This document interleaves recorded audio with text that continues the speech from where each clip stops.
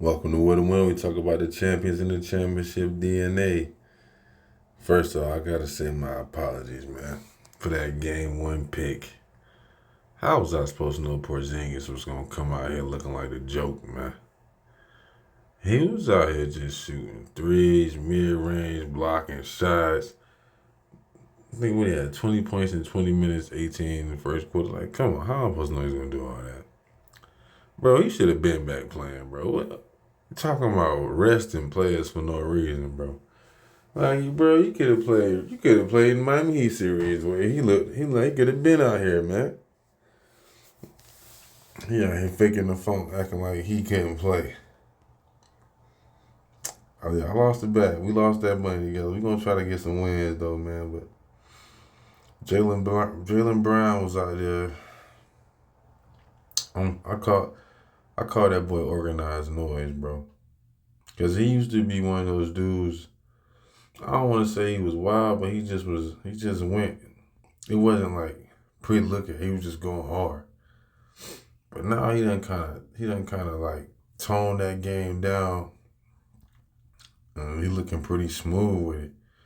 So I like to call him organized noise because he can still go out there and thump. And Jalen was looking real good. JT, JT was looking good, man. I just feel like he just played within the offense because I mean, after that first quarter, they had such a lead and Buddy was so hot. I just feel like he didn't see no need to really go ham. But he was getting, if he wasn't attacking the boards like he was, I think when they made that run, they could have came back. So I think those boys played good. I mean, Al Horford, he did his spot real quick. Drew Holiday, man, I'm gonna be real. I know Milwaukee regret getting rid of Drew Holiday. They're not gonna say it, bruh. They gotta regret getting rid of Drew Holiday. Like it should have been Dame and Drew Holiday in the backcourt, if you ask me. I wouldn't. I would have got rid of somebody else besides Drew Middleton, whoever I had to get rid of. But I wouldn't get rid of Drew. Bro. He like that, and you don't let the Celtics get him. That was crazy. But back to the game, man. Like Dallas came out there. I don't know. Kyrie was a little off. I feel like Luka played pretty good, but my whole thing about Luka and Kyrie is it ain't when they getting points. I know they can get buckets, but what really had me so intrigued about Dallas was how Kyrie was getting other people's shots and how Luka was getting his other teammates' shots. To me, that's more impressive. It's like, yo, when you getting those assists, like it was a lot of when you getting those assists and making those your other players better, because they're not the type of dudes who can create shots. Excuse me, the type of dudes who can create shots by themselves. So I really was feeling like that was more the biggest problem. And in game two, I hope that's the biggest adjustment they make is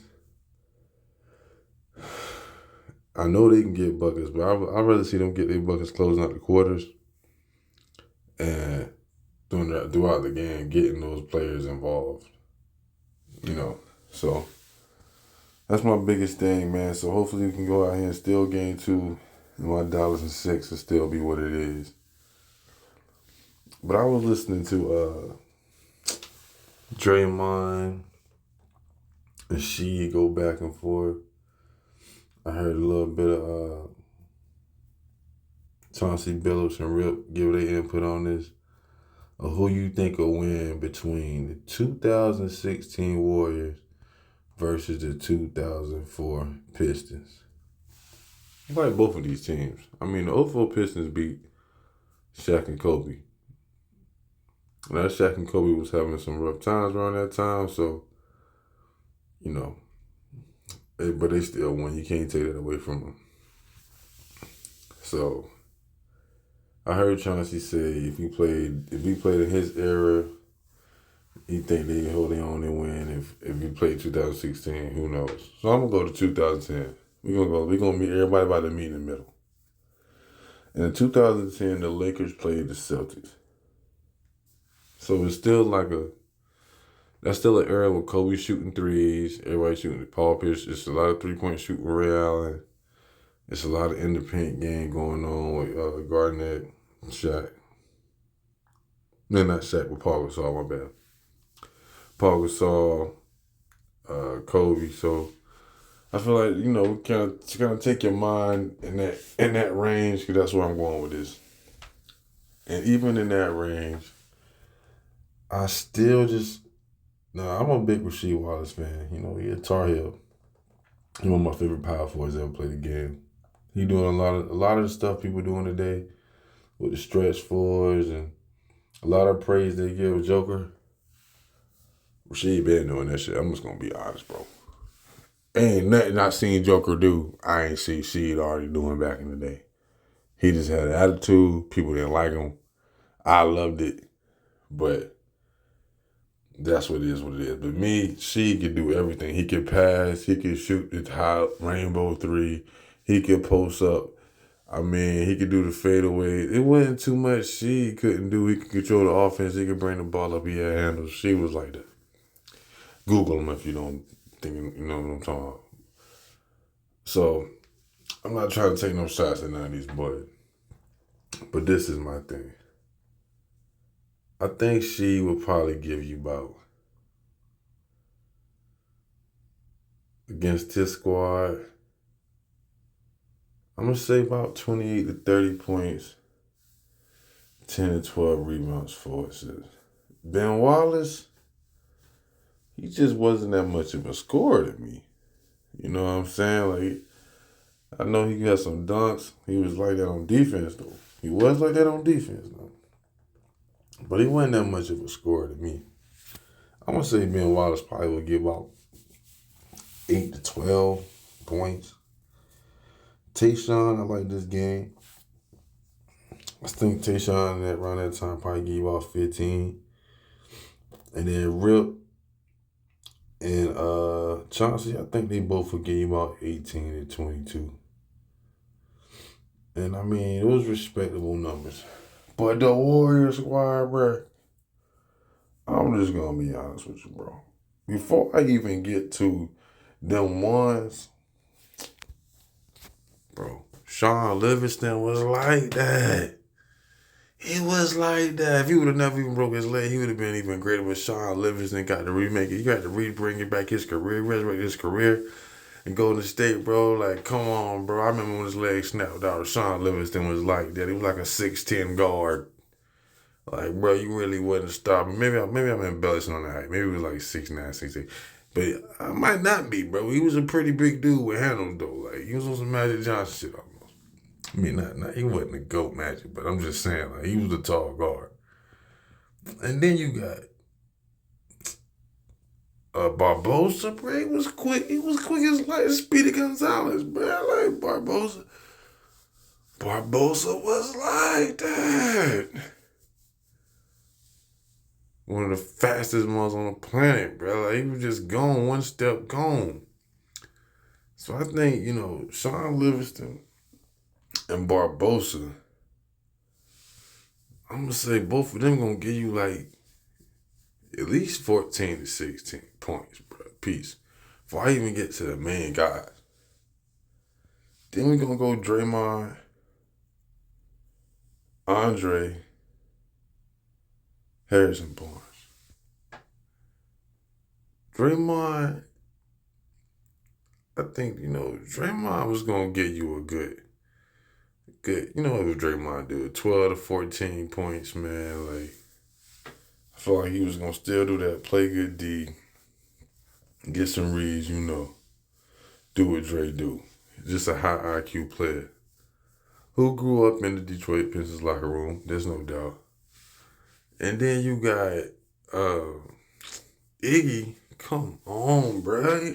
Iggy got MVP for holding Bron, bro. Like, stop playing. Iggy can play tremendous D. He like Army Swiss knife. He do everything, bro.